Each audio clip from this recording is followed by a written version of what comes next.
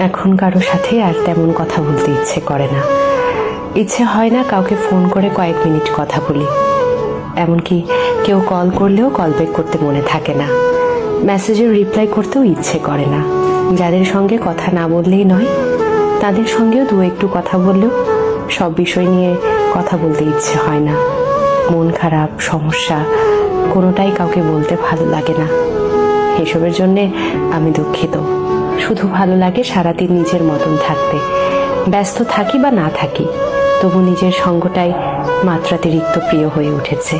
যেই সঙ্গীহীনতায় একটা সময় আমার মন খারাপ হতো, মনে হতো আমিই যেন দুনিয়ার সবচেয়ে একলা অসহায় মানুষ। সেই খারাপ লাগা, সে একাকিত্ব আজ যেন সব থেকে বেশি প্রিয় হয়ে উঠেছে।